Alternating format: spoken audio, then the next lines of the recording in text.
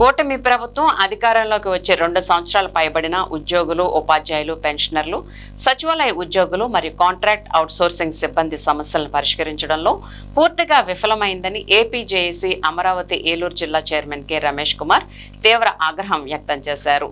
ఉద్యోగుల హక్కుల సాధనకై ఈ నెల 28వ తేదీన విజయవాడ సిపిఎం కార్యాలయం వద్ద గల మాకినేని బసవపున్నయ్య ఆడిటోరియంలో రాష్ట్ర సదస్సుకు ఉద్యోగులు, ఉపాధ్యాయులు, పెన్షనర్లు, సచివాలయ ఉద్యోగులు మరియు కాంట్రాక్ట్ అవుట్సోర్సింగ్ ఉద్యోగులందరూ వేలాదిగా తరలి రావాలని, ఈ సదస్సులో పాల్గొనాలని, అదేవిధంగా ఈ సదస్సులో ఉద్యోగుల సమస్యల పరిష్కారం కొరకు బొప్పరాజు వెంకటేశ్వర్లు ఉద్యమ కార్యాచరణ ప్రకటిస్తారని, అదేవిధంగా ఈ సదస్సు నిర్వహణలో ప్రజలకు ఎటువంటి ఇబ్బందులు తలెత్తినా దాని పూర్తి బాధ్యత ప్రభుత్వమే వహించాలని, కావున ఉద్యోగులందరూ కలిసికట్టుగా పోరాడితేనే తమ సమస్యలకు పరిష్కారం దొరుకుతుందని తెలియజేశారు.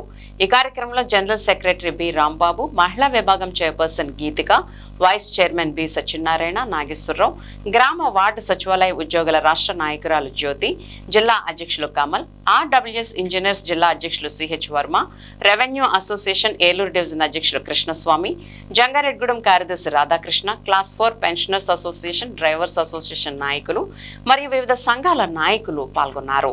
ముందుగా ప్రింట్ అండ్ ఎలక్ట్రానిక్ మీడియా మిత్రులందరికీ కూడా నమస్కారాలు. నా పేరు కె రమేష్ కుమార్, చైర్మన్ మరియు president revenue service association Eluru జిల్లా.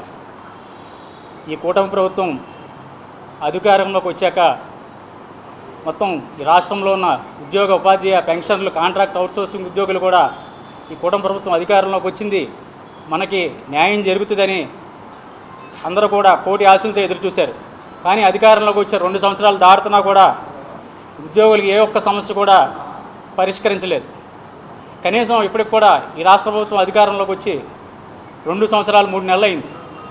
అయినా కూడా ఇప్పటివరకు ఉద్యోగులకి, ప్రభుత్వ ఉద్యోగులందరికీ కూడా 40,000 కోట్ల రూపాయలు బకాయిలు ఈ రాష్ట్ర ప్రభుత్వం చెల్లించాల్సి ఉంది. అంటే 40,000 కోట్లు అంటే ఒక్కొక్క ఉద్యోగి కూడా, ప్రతి ఉద్యోగికి 4 లక్షల నుంచి 10 లక్షల రూపాయల వరకు కూడా బకాయిలు చెల్లించాల్సిన పరిస్థితి. దానిలో భాగంగా ఏవైతే ఉద్యోగుల సమస్యలు ఉన్నాయో ఈ సమస్యలన్నీ పరిష్కరించడానికి ఈ ప్రభుత్వం ముందుకు రాలేదు కాబట్టి ఇప్పటివరకు వేచి చూసాం. ఇంకా వేరే ఉద్యోగులకి ఉద్యమమే తప్ప వేరే మార్గం లేని పక్షంలో రేపు ఏదైతే శుక్రవారం నాడు 28వ తారీఖున విజయవాడ నడిబొడ్డున గల సిపిఎం ఆఫీస్ దగ్గర ఏదైతే మాకినేని బసవపున్నయ్య ఆడిటోరియంలో రాష్ట్ర సదస్సు ఏపీ జేఏసీ అమరావతి రాష్ట్ర కమిటీ ఏర్పాటు చేయడం జరిగింది.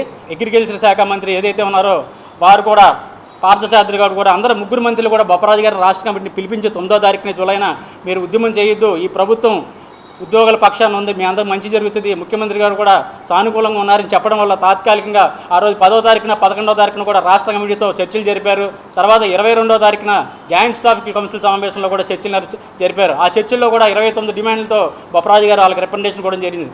ఆ చర్చలు జరిగి ఇప్పుడు కూడా జాయింట్ స్టాఫ్ కౌన్సిల్ సమావేశం జరిగి 22వ తారీఖున జరిగింది. ఇప్పటికి నెల రోజులైనా కూడా ఇప్పుడు కూడా ఎవరు కూడా పిలిచి ఏ ఉద్యోగ సమస్య కూడా పరిష్కరించిన పరిస్థితుల్లో తప్పక వేరే గత్యంతరం లేక వాళ్ళ ఉద్యమానికి వెళ్ళే పరిస్థితి ఉంది. కాబట్టి ఇప్పుడు ఏదైతే ఉన్నారో ఉద్యోగులందరూ కూడా ఉద్యమానికి సిద్ధం కావాలని, రేపు ఏదైతే శుక్రవారం నాడు ఉందో విజయవాడలో సభకి ఏలూరులో ఉన్న ఉద్యోగ, ఉపాధ్యాయ, పెన్షన్లు, అదేవిధంగా సచివాలయ ఉద్యోగులు అందరూ కూడా, కాంట్రాక్ట్ అవుట్సోర్సింగ్లు అందరూ కూడా వందలాదిగా తరవెళ్ళి సదరు రాష్ట్ర సదస్సుని జయప్రదం చేయాలని పిలుపునిస్తున్నాం. ఈరోజు ఈ పాత్రికేయ సమావేశం ఏర్పాటు చేయడానికి ముఖ్య కారణం ఏంటంటే, రేపు 28వ తారీఖున విజయవాడలో జరగబోయే రాష్ట్ర స్థాయి సదస్సుకి మా ఉద్యోగస్తులందరూ కూడా ఒక జయప్రదం చేయడం కోసం ఇక్కడ మన ఏలూరు జిల్లాలో ఉన్న కార్యవర్గ సభ్యులందరినీ కూడా మీటింగ్ ఏర్పాటు చేసుకోవడం జరిగింది.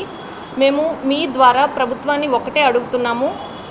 మేము కోరుకుంటుంది గొంతెమ్మ కోరికలు కాదండి, అవి మాకు రావాల్సిన న్యాయమైన హక్కుల కోసమే మేము పోరాడుతున్నాము. మీరు ముఖ్యమంత్రి గారు మనకి ఫీల్డ్ లెవెల్లో ఇంటెలిజెన్స్ రిపోర్ట్ తెప్పించుకోండి. మీరు ఇంటెలిజెన్స్ రిపోర్ట్ తెప్పించుకుంటే ఫీల్డ్ లెవెల్లో ఉద్యోగస్తుల బాధ ఎలా ఉంది, ఉద్యోగస్తుల్లో ప్రభుత్వం గురించి ఏమనుకుంటున్నారు, ఉద్యోగస్తుల్లో ప్రభుత్వం మీద అసంతృప్తి ఎలా పెరుగుతుంది రోజు రోజుకి అనేది మీకు తెలుస్తుంది.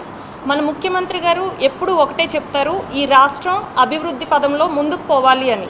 మేము కూడా అదే అడుగుతున్నాము. రాష్ట్రం అభివృద్ధి పదంలో ముందుకు పోవాలి. ఎలా పోతుంది ముందుకి? ప్రభుత్వ ఉద్యోగులు అందరూ కూడా మీ మీద ఎన్నో ఆశలతో ఎదురు చూస్తున్నారు. ప్రభుత్వం నుంచి ఏం డెసిషన్ రాబోతుంది, ముఖ్యమంత్రి గారు ఏమి ఇవ్వబోతున్నారు అని అందరూ ఎదురు చూస్తున్నారు. మరి ఇంకా ఎంతకాలం మీరు ఇలా తాత్సారం చేస్తారు? అలా ఎంతకాలం చేయాలనుకుంటున్నారు? అసలు ముఖ్యమంత్రి గారు ఏమనుకుంటున్నారు ప్రభుత్వ ఉద్యోగస్తుల గురించి అన్నది బయటకు రావాలి కదా. ఇకనైనా ప్రభుత్వం నోరు విప్పాలి. అసలు ప్రభుత్వం ఏమనుకుంటుంది, ప్రభుత్వ ఉద్యోగస్తులకి ఏమి ఇవ్వాలనుకుంటుంది మీరు మాట్లాడండి. ఫస్ట్ మీరు మాట్లాడితే కదా మాకు తెలిసేది.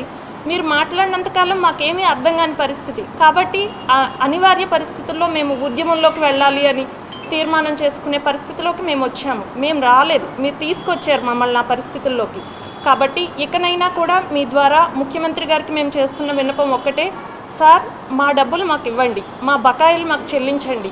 ఏదైతే గత ప్రభుత్వం ఉద్యోగ ఉపాధ్యాయ కార్మిక వర్గానికి అన్యాయం చేసిందని, ఈ ప్రభుత్వం ఏర్పడితే మంచి జరుగుతున్న ఉద్దేశంతో ఈ రాష్ట్రంలో ఉద్యోగ వర్గం అంతా ఏకతాటిపై వచ్చి ప్రభుత్వాన్ని ఎన్నుకోవడం జరిగింది. కానీ మేము ఎన్నో కోటి ఆశలతో ఎన్నుకున్న ఈ ప్రభుత్వం ఉద్యోగుల ఆశల్ని తీర్చలేకపోయిందనేది వివాదాంశం. ఎందుకోసమంటే ఆ రోజున గత ప్రభుత్వం వెళ్ళిపోతే హడావుడికైనా పీఆర్సీ కమిషన్ ఏర్పాటు చేస్తే ఈ ప్రభుత్వం ఆ రాజీనామా చేసిన పీఆర్సీ కమిషనర్ ప్లేస్లో కొత్త కమిషన్ కూడా నాటికి కూడా నియమించలేదు. అలాగే ఏదైతే మరి గత ప్రభుత్వం అయితే 4 డిఏలు పెండింగ్ పెట్టింది, ఎలాగనుకుంటే మేము వాళ్ళకన్నా ఒక ఎక్కువే చదివామని ఈ ప్రభుత్వం అయితే 5 డిఏలు పెండింగ్ పెట్టిన పరిస్థితి. గ్రూప్ ఆఫ్ మినిస్టర్స్ చర్చలు జరిగాక మేము పాజిటివ్గా మాకు డెసిషన్ వస్తుందని ఆశపడితే మరి రాష్ట్ర గౌరవ ముఖ్యమంత్రి గారు అసత్యాలతో కూడి 98% ఆఫ్ రెవెన్యూని మేము ఉద్యోగస్తులకే ఖర్చు చేస్తున్నామని చెప్పడం చాలా దుర్మార్గమైన విషయం. మరి దాని మీద మా జేఏసీ చైర్మన్ బొప్పరాజు గారు వివరణ ఇస్తే దానికి ఈ రోజు కూడా ఏ ఒక్కరు కూడా తిప్పికొట్టలేని పరిస్థితి ఉంది. అంటే అది బొప్పరాజు గారు ఇచ్చిన వివరణ వాస్తవమైందనే విషయం వాళ్ళు తిప్పికొట్టలేని విషయంలో అర్థమవుతూ ఉంది. మరి ఇట్లాంటి దుష్ప్రచారాలు మాని మంచి ఆలోచనతో చక్కని మా న్యాయమైన డిమాండ్స్ తీర్చాలని కోరుకుంటూ రేపు 28వ తారీఖున సదస్సులో తీసుకున్న నిర్ణయానికి ఉపాధ్యాయ కార్మిక ఉద్యోగులందరూ కూడా కట్టుబడి ఉన్నారని, ఆ సదస్సులో ఏ నిర్ణయం తీసుకున్నా ఇటువంటి పోరాటంగానే సిద్ధంగా ఉందని మీ ద్వారా తెలియజేస్తాను. ఇప్పుడు ఒక స్మాల్ బ్రేక్ తీసుకుందాం.